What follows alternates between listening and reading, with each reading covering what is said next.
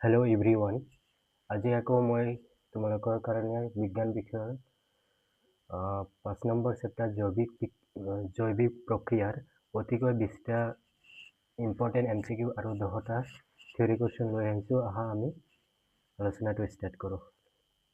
Question number 1, মানুহৰ শৰীৰৰ বৃক্ক দুটা কোনটো তন্ত্ৰৰ অন্তৰ্গত? আমাৰ যে বৃক্ক আছে সেইটো কোনটো তন্ত্ৰৰ অন্তৰ্গত?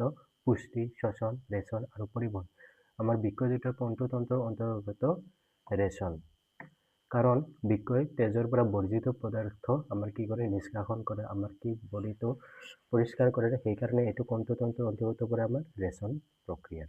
নেক্সট কুৱেশ্যন, উদ্ভিদৰ জাইলেমৰ কাম কি? আমাৰ যে উদ্ভিদৰ জাইলেম আছে সেই জাইলেমৰ কাম কি? পানীৰ পৰিবহন, খাদ্যৰ পৰিবহন, এমিনো এচিডৰ পৰিবহন, অক্সিজেনৰ পৰিবহন। আমাৰ জাইলেমৰ মেইন কামটো আমাৰ কি? পানীৰ পৰিবহন আৰু ফ্লয়েমৰ মেইন কাম হ'ল আমাৰ কি? খাদ্যৰ পৰিবহন। নেক্সট কুৱেশ্যন, স্বপক্ষীয় পুষ্টিৰ বাবে প্ৰয়োজন হয়। আমাৰ স্বপক্ষীয় পুষ্টিৰ কাৰণে কি কি প্ৰয়োজন হয়? কাৰ্বন ডাই অক্সাইড আৰু পানী, পত্ৰশৰীৰ, সূৰ্যৰ পোহৰ। আমাৰ স্বপক্ষীয় পুষ্টিৰ কাৰণে এই গোটেইকেইটাই ইম্পৰ্টেণ্ট হয়। মানে কাৰ্বন ডাই অক্সাইডো লাগে, পানী লাগে, পত্ৰশৰীৰ লাগে, সূৰ্যৰ পোহৰ। গতিকে শুদ্ধ উত্তৰটো হ'ব আমাৰ অপশ্যন ডি, ওপৰৰ আটাইকেইটা। নেক্সট কুৱেশ্যন, পাইৰুভেট অণু ভাঙি কাৰ্বন ডাই অক্সাইড, পানী, শক্তি উৎপন্ন হোৱা বিক্ৰিয়াটো ক'ত ঘটে? মানে আমাৰ পাইৰুলাইচিছ প্ৰচেছটো ক'ত হয়? কোষ প্ৰৰক, মাইটকণ্ড্ৰিয়া, শৰীৰকণা, নিউক্লিয়াছ। আমাৰ পাইৰুভেট অণু ভাঙি কাৰ্বন ডাই অক্সাইড, পানী আৰু শক্তি উৎপন্ন হোৱা প্ৰক্ৰিয়াটো আমাৰ ক'ত হয়? মাইটকণ্ড্ৰিয়াত হয়। এইটো মনত ৰাখিবা। নেক্সট কুৱেশ্যন, তলৰ কোনটো শক্তিকাৰক খাদ্য? কোনটোৰ পৰা আমি মানে কি শক্তি পাওঁ? তলৰ কোনটো শক্তিকাৰক খাদ্য? Which of the following R energy food? Carbohydrate আৰু চৰ্বি, প্ৰটিন আৰু খনিজ লৱণ, ভিটামিন আৰু খনিজ লৱণ, পানী আৰু আযুক্ত খাদ্য। আমি ক'ৰ পৰা আমি শক্তিটো পাওঁ? কাৰ্বহাইড্ৰেট আৰু ফেটছ, মানে কি কাৰ্বহাইড্ৰেট আৰু চৰ্বি। গতিকে শুদ্ধ উত্তৰটো হ'ব অপশ্যন এ। নেক্সট কুৱেশ্যন, আহাৰ নলীৰ কোনটো অংশত খাদ্যৰ সম্পূৰ্ণ পৰিপাক ঘটে? মানে আমাৰ আহাৰ নলীৰ কোনটো অংশত আমাৰ খাদ্যৰ সম্পূৰ্ণৰূপে মানে পৰিপাক ঘটে, মানে সম্পূৰ্ণৰূপে আমাৰ কি হয়? ডাইজেষ্ট হয়। কোনটো স্থানত হয়? পাকস্থলী, মুখগহ্বৰ, বৃহদান্ত্ৰ আৰু ক্ষুদ্ৰান্ত। আমাৰ যিটো ক্ষুদ্ৰান্ত আছে মানে স্মল ইণ্টেষ্টাইনত আমাৰ কি হয়? খাদ্যৰ আমাৰ কি সম্পূৰ্ণৰূপে খাদ্যবিলাক আমাৰ কি হয়? পৰিপাক হয় বা কি হয়? ডাইজেষ্টেড হয়। গতিকে শুদ্ধ উত্তৰটো হ'ব আমাৰ কি অপশ্যন ডি। নেক্সট কুৱেশ্যন, বৃক্কৰ পৰিস্ৰাৱন এককবোৰক কি বোলে? আমাৰ বৃক্কৰ যিটো ফাংচনেল ইউনিট আছে মানে পৰিস্ৰাৱন এককক আমাৰ কি বুলি কোৱা হয়? নেফ্ৰন বুলি কোৱা হয়। এইটো আহি থাকে, মনত ৰাখিবা। গতিকে শুদ্ধ উত্তৰটো হ'ব আমাৰ কি? নেফ্ৰন। মানুহৰ লালটিত, নেক্সট কুৱেশ্যন, মানুহৰ লালটিত কোনটো উৎসেচক পোৱা যায়? মানে আমাৰ লালটিত কোনটো উৎসেচক বা এনজাইম পোৱা যায়? পেপচিন, লালটি, এমাইলেজ, ট্ৰিপচিন, লাইপেজ। আমাৰ লালটিত আমাৰ কি এনজাইম পোৱা যায়? লালটি এমাইলেজ এনজাইম পোৱা যায়। এইটো মনত ৰাখিবা। নেক্সট কুৱেশ্যন, আমাৰ মানুহৰ শ্বাসৰঞ্জকবিধ হ'ল, আমাৰ মানুহৰ যিটো শ্বাসৰঞ্জক আছে সেইটোৰ নাম কি? কেৰটিন, পত্ৰশৰীৰ, হিমোগ্লবিন, মাইটকণ্ড্ৰিয়া। আমাৰ যিটো হিমোগ্লবিন আছে সেইটোকে আমাৰ কি মানুহৰ শ্বাসৰঞ্জক বুলি কোৱা হয়। কাৰণ আমাৰ কি হিমোগ্লবিন আমাৰ ক'ত পোৱা যায়? তেজত পোৱা যায়। আৰু তেজৰ লোহিত ৰক্তি কণিকাৰ সৈতে আমাৰ কি কঢ়িয়াই লৈ যায়? অক্সিজেন কঢ়িয়াই লৈ যায়। কোনে? হিমোগ্লবিন। নেক্সট কুৱেশ্যন, ফ্লেমৰ মাজেৰে খাদ্যৰ পৰিবহনক কি বোলে? আমাৰ ফ্লেমৰ মাজেৰে যে খাদ্যৰ পৰিবহন হয় এইটোক কি কয়? প্ৰচ্ছেদন, স্থানান্তৰণ, শ্বসন আৰু বাষ্পীভৱন। কি বুলি কোৱা হয়? ট্ৰান্সলোকেশ্যন। ডেট মিনছ স্থানান্তৰণ বুলি কোৱা হয়। আমাৰ ফ্লেমৰ মাজেৰে যে খাদ্য যায় সেই প্ৰচেছটোক আমাৰ কি বুলি কোৱা হয়? স্থানান্তৰণ বুলি কোৱা হয়। নেক্সট কুৱেশ্যন, হাঁওফাঁওৰ পৰা অক্সিজেনযুক্ত তেজ হৃদযন্ত্ৰলৈ কোনটো ৰক্তবাহী নলিকাই কঢ়িয়াই দিয়ে? আমাৰ যিটো হাঁওফাঁও আছে হাঁওফাঁওৰ মানে পৰা আমাৰ অক্সিজেনযুক্ত তেজ যিটো আমাৰ হাৰ্ট মানে হৃদযন্ত্ৰত লৈ যায় সেই ৰক্তবাহী নলিকাটো আমাৰ নাম কি? Pulmonary artery. এইটো এছামিছ টাৰ্মটো দিয়া নাই, ইয়াত হ'ব ক্লম ধমনী। পালমোনাৰী ভেইন মানে ক্লম হীৰা আৰু ভেনা কাভা মানে মহাহীৰা আৰু আৰুটা। আমাৰ কি কোনটোৱে আমাৰ অক্সিজেনযুক্ত আমাৰ তেজ আমাৰ হৃদযন্ত্ৰলৈ লৈ যায় সেইটো হৈছে পালমোনাৰী ভেইন মানে ক্লম হীৰা। হীৰা একচুৱেলি আমাৰ কি কৰে? অশুদ্ধ তেজ মানে বিনা অক্সিজেনযুক্ত তেজ আমাৰ কঢ়িয়াই লৈ যায় হীৰা একচুৱেলি। কিন্তু আমাৰ হাঁওফাঁওৰ পৰা যিটো আমাৰ অক্সিজেনযুক্ত তেজ লৈ আহে সেইটো আমাৰ কি হয়? Pulmonary vein. এইটো আমাৰ কি হয়? ক্লম হীৰা। ইয়াত হীৰাই আমাৰ কি কৰে? আমাৰ অক্সিজেনযুক্ত তেজ কঢ়িয়াই লৈ যায় কাষত হাৰ্টত লৈ যায়। নেক্সট কুৱেশ্যন হ'ব আমাৰ বাইল জুচ ইজ ছিক্ৰেটেড মানে পিত্তৰস ক'ৰ পৰা খৰিত হয়? পিত্তৰস কিয়ে মানে আমাৰ ছিক্ৰেট কৰে? ষ্ট'মা, পাকস্থলী, অগ্নাশয়, পেনক্ৰিয়াছ, স্মল ইণ্টেষ্টাইন, ক্ষুদ্ৰান্ত, লিভাৰ। যকৃত আমাৰ যকৃতৰ পৰা আমাৰ কি হয় পিত্ত ৰক্ত আমাৰ কি হয় খৰিত হয় মানে স্বীকৃত হয় গতিকে শুদ্ধ উত্তৰটো হ'ব আমাৰ অপশ্যন ডি নেক্সট কুৱেশ্যন এমিবাৰ পুষ্টিৰ ধাৰণ কি আমাৰ এমিবাই কেনেধৰণে আমাক পুষ্টি ধাৰণ কৰে চেপ্ৰফাইটছ মৃত্যুজীৱী প্ৰাণী সদৃশ হলজয়ী পেৰাচাইটিক পৰজীৱী আৰু অট'ট্ৰপিক আমাৰ এমিবাৰ যিটো আমাৰ খাদ্য গ্ৰহণ কৰাৰ ধাৰণটো হ'ল আমাৰ কি হলজয়িক মানে প্ৰাণী সদৃশ এমিবাই আমাৰ প্ৰাণীৰ নিচিনাকৈ খাদ্য প্ৰাণী সদৃশ ইহঁতে কুটপাতৰ সহায়ত এমিবাত আমাৰ এটা ষ্ট্ৰাকচাৰ আছে কুটপাত সেই কুটপাতৰ সহায়ত এমিবাই আমাৰ কি কৰে খাদ্য গ্ৰহণ কৰে আৰু সেইকাৰণে আমাৰ কোনটো শুদ্ধ উত্তৰ হ'ব অপশ্যন বি হলজয়িক মানে প্ৰাণী সদৃশ নেক্সট কুৱেশ্যন পাক গ্ৰহণতে HCl লগত কোনটো প্ৰটিন পৰিপাক কৰা উৎসেচক ক্ষৰণ কৰে মানে gastric gland release HCl and which protein digesting enzyme আমাৰ পাকস্থলী হাইড্ৰক্লৰিক এচিডৰ লগতে আৰু কোনটো প্ৰটিন মানে ডাইজেশ্যন কৰা এনজাইমটো ৰিলিজ কৰে এইটো আমাৰ কি আছে ট্ৰিপচিন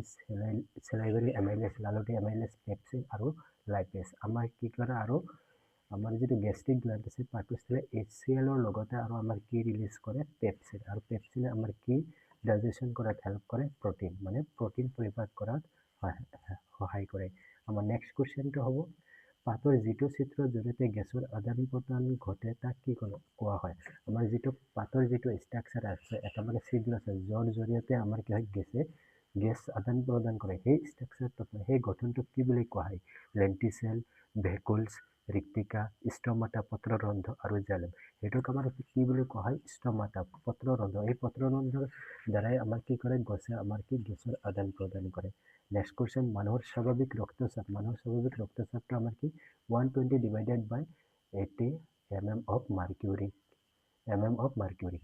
ইয়াত আমাৰ কি দুটা আমাৰ হাৰ্টত কেইটা প্ৰেছাৰ আছে মেইনলি দুটা এটা আছে আমাৰ কি ডায়াষ্টলিক প্ৰেছাৰ আৰু এটা আমাৰ কি চিষ্টলিক প্ৰেছাৰ এটা আমাৰ কি হয় 120 divided by 80 mm of mercury মানুহৰ এইটো আমাৰ কি সাধাৰণ ৰক্তচাপ next question assertion and reason type আমাৰ উক্তিটো দিয়া আছে পাতবোৰ সেউজীয়া দেখা যায় এইটো আমাৰ কি শুদ্ধ উক্তিটো কাৰণ ইহঁতৰ দেহত পত্ৰ সৰি থাকে আৰু এই পত্ৰ সৰিতৰ কাৰণে আমাৰ কি পাতবোৰ আমাৰ কি সেউজীয়া দেখা যায় গতিকে আমাৰ কি দুটা উক্তি আৰু কাৰণটো শুদ্ধ আৰু কাৰণটো আমাৰ কি কৰে উক্তিটো যে সঁচা সেইটো আমাৰ কি কৰে এক্সপ্লেইন কৰিছে গতিকে আমাৰ কি হ'ব দুয়োটা শুদ্ধ আৰু কাৰণে উক্তিটোক আমাৰ কি কৰিছে ব্যাখ্যা কৰিছে গতিকে শুদ্ধ উত্তৰটো হ'ব আমাৰ কি option A next question store অবাক শ্বসনত কি উৎপন্ন হয় আমাৰ ষ্টৰ যিটো অবাক শ্বসন আছে সেই শ্বসনত কি আমাৰ উৎপন্ন হয় লেক্টিক এচিড প্লাছ এনাৰ্জি মানে লেক্টিক এচিড প্লাছ শক্তি ethanol carbon dioxide plus energy ethanol carbon dioxide plus শক্তি পাইৰুভেট অনলি এনাৰ্জি আমাৰ যিটো মানে কি ষ্টৰ যিটো আমাৰ অবাক শ্বসন আছে এনএৰবিকত আমাৰ কি উৎপন্ন হয় লেক্টিক এচিড আৰু আমাৰ কি হয় এনএৰবিক ৰেস্পিৰেশ্যন মানে অবাক শ্বসনত আমাৰ কি উৎপন্ন হয় ইথানল কাৰ্বন ডাই অক্সাইড আৰু এনাৰ্জি এইটো কিহৰ অবাক শ্বসনত উৎপন্ন হয় ষ্টৰ আৰু লেক্টিক এচিড আমাৰ কেতিয়া উৎপন্ন হয় লেক্টিক এচিড যেতিয়া আমি বহুত মানে এনএৰবিক কণ্ডিশ্যনত যেতিয়া আমি বহুত এক্সাৰচাইজ কৰোঁ বহুত বেছি তেতিয়া আমাৰ মাছেলত মানে কি লেক্টিক এচিডটো উৎপন্ন হয় এইটো চিলেবাছত নাই এইটো মনত ৰাখিব আমাৰ ষ্টৰ অবাক শ্বসনত আমাৰ কি উৎপন্ন হয় ইথানল উৎপন্ন হয় কাৰ্বন ডাই অক্সাইড আৰু আমাৰ কি হয় এনাৰ্জি উৎপন্ন হয় next question double circulation is found মানে দুটা আমাৰ ৰক্তবহন তন্ত্ৰ ক'ত পোৱা যায় ফিছ উভয়চৰ মেমেলছ স্তন্যপায়ী প্ৰাণী আৰু ইনচেক্ট আমাৰ ক'ত পোৱা যায় আমাৰ যিটো মেমেলছ আছে স্তন্যপায়ী প্ৰাণীত আমাৰ কি হয় দুটা ৰক্তবহন পোৱা যায় আৰু এইটোক আমাৰ কি কয় ডাবল চাৰ্কুলেশ্যন বুলি কোৱা হয় এইটো আমাৰ অকল ক'ত পোৱা যায় স্তন্যপায়ী প্ৰাণীত পোৱা যায় মাছত আমাৰ কেইটা মাছত আমাৰ ডাবল নহয় মাছত আমাৰ কি হাৰ্টত কেইটা থাকে এম্ফিবিয়াছ উভয়চৰতো পোৱা নাযায় আৰু আমাৰ ইনচেক্ট ইয়াতো পোৱা নাযায় এইটো কিতাপত ডায়েগ্ৰাম দিয়া আছে নেক্সট কুৱেশ্যন হৃদযন্ত্ৰৰ সংকোচনৰ সময়ত তেজৰ ওলোটা প্ৰৱাহ কোনে বাধা দিয়ে আমাৰ হৃদযন্ত্ৰৰ সংকোচনৰ সময়ত তেজৰ ওলোটা যেতিয়া আমাৰ হৃদযন্ত্ৰৰ সংকোচন হয় তেতিয়া আমাৰ হৃদযন্ত্ৰৰ পৰা যাতে তেজ আমাৰ কি বাহিৰলৈ ওলাই নাহে মানে ওলোটা ফালে আমাৰ ফ্ল' নহয় সেইটো কোনে বাধা দিয়ে ভালভছ কপাৰ্টিকাম থিক্স ৱালছ অফ ভেন্ট্ৰিকেল মিনাৰেল ডাৰ্ট বেড থিন ৱালছ অফ পাৰ্টিকা অলিণ্ডাৰ পাতল বেড অল অফ দ্য আবাৰ মানে ওলোটা প্ৰভাৱ আমাৰ কোনটো বাধা দিয়ে আমাৰ কি ভালভছ মানে কপাৰ্টিকা সেইটো মনত ৰাখিব নেক্সট কুৱেশ্যন আমি কি আছে পাৰ্ট বিত আমি অতিকৈ ইম্পৰ্টেণ্ট 10টা মানে কি থিয়ৰী টাইপৰ কুৱেশ্যন লৈছোঁ। ইয়াত 2 মাৰ্কৰ আৰু 3 মাৰ্কৰ কুৱেশ্যন চবে আছে, এইবিলাক তোমালোকে এক্সামৰ আগত চাই যাবা। ইয়াত ফাৰ্ষ্ট কুৱেশ্যনটো আমি লৈ আহিছোঁ, মানুহৰ হৃদযন্ত্ৰ এটা চিহ্নিত চিত্ৰ হোৱাত আমাৰ কি হয় ডাবল চাৰ্কুলেশ্যন, মানে দুবাৰ যে আমাৰ ৰক্ত পৰিবহণ হয় সেই প্ৰক্ৰিয়াটো আমাৰ কি দেখুৱাব লাগে, সেইটো তোমালোকে চাই যাবা। অবাধ শোষণ আৰু অৱশোষণৰ মাজত এতিয়া পাৰ্থক্য চাই যাবা, এতিয়া বহুত ইম্পৰ্টেণ্ট, সেইটো চাই যাবা। তাৰপিছত আমাৰ কি উদ্ভিদৰ দেহত পানী আৰু খনিজ লৱণ কেনেকৈ পৰিবহণ হয় এইটো চাই যাব। তাৰপিছত আমাৰ কি আছে ৰাসায়নিক সমীকৰণ সৈতে সালোক সংশ্লেষণ প্ৰক্ৰিয়াটো চমুকৈ লিখা, এইটো চাই যাব। সালোক সংশ্লেষণ প্ৰক্ৰিয়াটো চমুকৈ লিখা, এইটো চাই যাব। তাৰপিছত অলিণ্ডতকৈ নীলৰ বেৰ কিয় বেছি ডাঠ হয়, আমাৰ কি অলিণ্ডতকৈ মানে আমাৰ কি আমাৰ হৃদযন্ত্ৰৰ যিটো অলিণ্ড আছে, অলিণ্ডতকৈ আমাৰ যিটো নীলৰ মানে ভেন্ট্ৰিকুলাৰ বেৰ কিয় বেছি আমাৰ কি হয় ডাঠ হয়, এইটো চাই যাবা।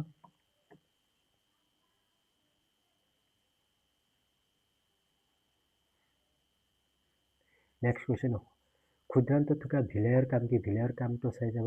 মানুহৰ মূত্ৰ কেনেকৈ উৎপন্ন হয় আৰু নেফ্ৰনৰ ভূমিকা বৰ্ণনা কৰে, এইটো আমাৰ কি মষ্ট ইম্পৰ্টেণ্ট কুৱেশ্যন আহিয়ে থাকে। স্তন্যপায়ী প্ৰাণীৰ ক্ষেত্ৰত অক্সিজেনযুক্ত আৰু অক্সিজেনবিহীন তেজ পৃথক কৰি ৰখাৰ প্ৰয়োজন কি, আমাৰ যিটো স্তন্যপায়ী প্ৰাণী আছে তাত আমাৰ অক্সিজেনযুক্ত আৰু অক্সিজেনবিহীন তেজবিলাক আমাৰ পৃথকে থাকে, সেইটো মেইন কাৰণটো কি সেইটো চাই যাব। তাৰপিছত উদ্ভিদৰ স্থানান্তৰণ কি, আমাৰ উদ্ভিদৰ স্থানান্তৰণ প্ৰচেছটো কি আৰু এই প্ৰচেছনতকৈ কেনেদৰে পৃথক, স্থানান্তৰণ আৰু প্ৰচেছত যে বেলেগ সেইটো কিয় বেলেগ, সেইটো লিখিব লাগে, সেইটো চাই যাব। আৰু আমাৰ যিটো পাইৰুভেটৰ আমাৰ যিটো প্ৰচেছ আছে, পাইৰুভেটৰ যিটো আমাৰ 3টা বিক্ৰিয়া আছে সেই বিক্ৰিয়াকেইটা চাই যাব। আৰু ইয়াৰ যিটো আমাৰ প্ৰচেছ আৰু ইয়াৰ ডায়েগ্ৰামটো মনত চাই যাব, এইটো চাই যাব। এইখিনি আমাৰ কি part B most important question আছিল, এইবিলাকে তোমাৰ এক্সামৰ আগত ভালকৈ প্ৰেক্টিছ কৰি যাবা, ইয়াৰে পৰা ফাইনেল এক্সামত কমন থাকিব। থেংক ইউ, ছেশ্যনটো ভাল লাগিলে চেনেলটো ছাবস্ক্ৰাইব কৰিবা, থেংক ইউ।